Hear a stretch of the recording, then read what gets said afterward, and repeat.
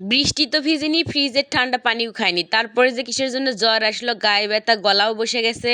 Hello everyone, আসসালামু আলাইকুম। আমি বগুড়া থেকে তোমাদের সবার প্রিয় রানু আপু সকালবেলা থেকে দুপুর পর্যন্ত ভালোই আসনু। আজকে শনিবার, আর শনিবারে বিকালবেলা বসে বসে ভয়েস দিচ্ছে আর দেখি গলার অবস্থা খুবই খারাপ, এত বেশি মাথা ব্যথা করিচ্ছে, সাথে চোখ ব্যথাও। শুক্রবার সকালবেলা মেলাগুলো কাপড় ধুয়ে দিস, সেই ভিডিও তো আপনাদের সাথে শেয়ার করছি। তো সেই কাপড়গুলো শুকানোর আগেই বৃষ্টি চলে আসছিল। বৃষ্টি আসলে আমরা সব কাপড় নিয়ে যাই আমাকে দোতলা বাড়ির যে তালা আছে, মানে উপরে বাঁশ দেওয়া মাটি দেওয়া, সেই তালার উপরে কাপড়গুলো লাড়ে দেই। রিয়ানক দিয়ে তালার উপর থেকে কাপড়গুলো নামে নিয়ে আসলো, আর কাপড়গুলো ভাজও করছে, আর মা বেটা মিলে বিছনা টিছনা ঠিক করে দিচ্ছি শনিবার সকালবেলা। রিহানের ছোট ছোট কাপড়গুলো আমি ঘরের মধ্যেই লাড়ে দিই, সারা রাত ফ্যান চলে, আর ফ্যানের বাতাসেই সব কাপড়গুলো শুকে যায়। আমাকে রে ভাঙ্গা চোরাই দোতলা বাড়ি 27 বছর আগগার যারা হচ্ছে রেগুলার ভিডিও দেখেন তারা জানেন, তো শখ করে সেই ভাঙ্গা ঘরে থেকে পর্দা লাগাসনো। মনে হয় এই বাড়ির গায়ে হচ্ছে আর কোনো প্রকার শক্তি টক্তি কিছু নাই। রিহান যায় কি করছে, ওই পর্দা ধরে ঝুলু লিছে, তারপরে সেলে রয়্যাল প্লাগ ট্লাগ সব খুলে চলে আসছে। তারপর থেকে জানলাত পর্দা ডাঙ্গা করে ঝুলে আছে, আর ঠিকঠাকই করা হয়নি, মানে চলটা টলটা খসে খসে পড়েছে। মাঝে মধ্যে আমার মনে হয় ভূমিকম্প আলে মনে হয় বাড়িটা ধসেই যাবে।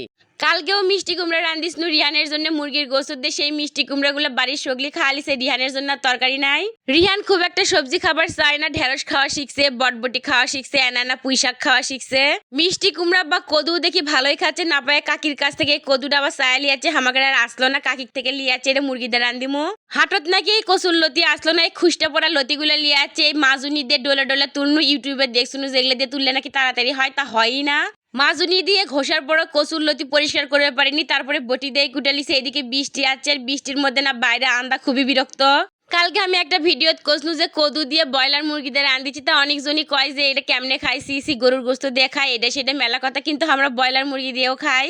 সেই ভিডিও সেলিম খান নামে এক ভাইয়া কমেন্ট করছে, ওই ভাইয়া নাকি ব্রয়লার মুরগি দিয়ে কচুর বই দিয়ে বেগুন দিয়ে রান্না করে খেতে দেখছে, আমি জীবন অবশ্যই দেখিনি। ভাইয়ার এই কমেন্ট আমার সে ভাল লাগছে, এর কারণ হচ্ছে ইউনিক রেসিপি। মাঝে মধ্যে না উজবুক টাইপের রেসিপিগুলো আমার খুব ভাল লাগে, মনে হয় বাড়িতে না রান্না করে খায় দেখবো। তাই ভাবছি একদিন কচুর বই বাগুন দিয়ে ব্রয়লার মুরগি দিয়ে রান্ধবো, কিন্তু মা এখন রান্ধিবে দিবি কিনা এটাই হচ্ছে বড় ব্যাপার। এগুলো উজবুক মার্কার রেসিপি রান্ধিতে আমার ভালো লাগে, খালি মার জন্য পারি না। মা কয় তুই আমার মশলা তেল তুল সব নষ্ট করবো, এগুলো উজবুক রান্দা রান্দা লাগবি না।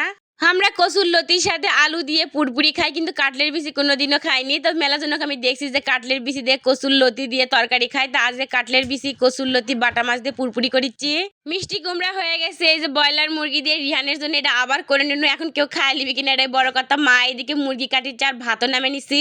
কাঁঠালের বিচি দিয়ে কচুর লতি চরচড়ি হয়ে গেছে, এদিকে মিষ্টি কুমড়া তরকারি হয়ে গেছে। দুপুরবেলা খাওয়া দাওয়া করছে, আর কাটলের বিচি দিয়ে কচুর লতি আমি ফার্স্ট টাইম খাচ্ছি, সেই ভাল লাগছে। বাহিরে টিপ টিপ করে বৃষ্টি হচ্ছে, সিরাতক নিচে বসে দিছে, আর এই দুই বান্দর বৃষ্টির জন্য বাইরে বাড়াবার পারেনি, খাটের উপর দুনিয়া মুল্লুক লিয়ে বসিছে। অর্কেরে ওগুলো খেলা লয়, তো ওগুলো হচ্ছে আমার কাম বাড়ানো, ওরা খেলে টেলে উনকে থুয়ে যাবে, তারপর এগুলো বসে গোছান লাগবে।